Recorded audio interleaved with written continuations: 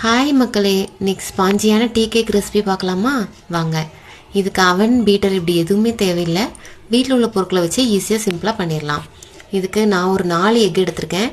4 எக்கோட யோக்கு தனியாக, ஒயிட் தனியாக பிரித்து வச்சுக்கலாம்.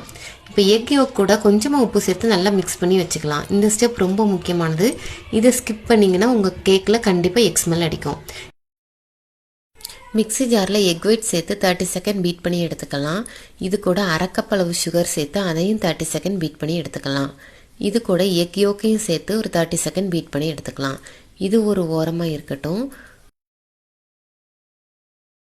இப்போ இன்னொரு பவுலில் 1 கப் மைதா மாவு, 1 ஸ்பூன் பேக்கிங் பவுடர், அரை ஸ்பூன் பேக்கிங் சோடா, இது மூணையும் சலித்து எடுத்து வச்சுருக்கேன்.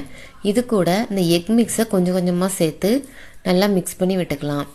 இது ரொம்ப ஸ்ட்ரெயின் பண்ணி நம்ம மிக்ஸ் பண்ண வேண்டாம், சும்மா லைட்டாக கலந்து விட்டாலே நல்லா மிக்ஸ் ஆயிரும். இது கூட ஒரு 3 டேபிள் ஸ்பூன் அளவுக்கு பால் சேர்த்து மிக்ஸ் பண்ணிக்கலாம். இது கூட 1/4 கப் அளவு சன்ஃப்ளவர் ஆயிலை சேர்த்து மிக்ஸ் பண்ணிக்கலாம். ஒரு முறை மிக்ஸ் பண்ண பிறகு இது கூட 1/4 கப் அளவுக்கு மில்க் பவுடர் அதையும் சேர்த்து இது கூட மிக்ஸ் பண்ணிக்கலாம்.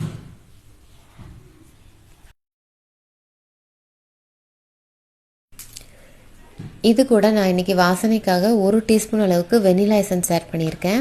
வெனிலா எசன்ஸ் எல்லாம் பைனாப்பிள் எசன்ஸ், இதில் ரெண்டில் எதுனாலும் நம்ம ஆட் பண்ணிக்கலாம். ரெண்டுமே டேஸ்ட்டு நல்லா தான் இருக்கும். அவ்வளோதான், நமக்கு கேக் பேட்டர் ரெடி ஆகிட்டு.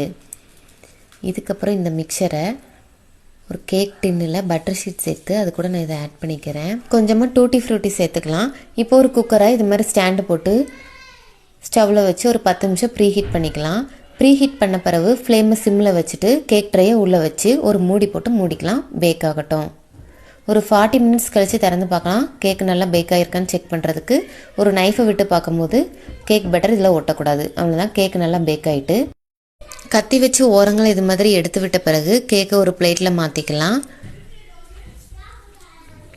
பட்டர் ஷீட்டை ரிமூவ் பண்ணிவிட்டு கேக்கு ரூம் டெம்பரேச்சர் வர்ற வரைக்கும் கூல் பண்ணிக்கலாம். நீங்கள் சூடாகவே கட் பண்ணிட்டீங்கன்னா கேக் ரொம்ப ஹார்டாக இருக்கும். நல்லா கூலான பிறகு கட் பண்ணிங்கன்னா இது மாதிரி நல்லா ஸ்பாஞ்சியான கேக் ரெடி ஆயிரும். அவ்வளோதான். எப்படி இருந்துன்னு ட்ரை பண்ணி பார்த்துட்டு கமெண்டில் சொல்லுங்கள். பை.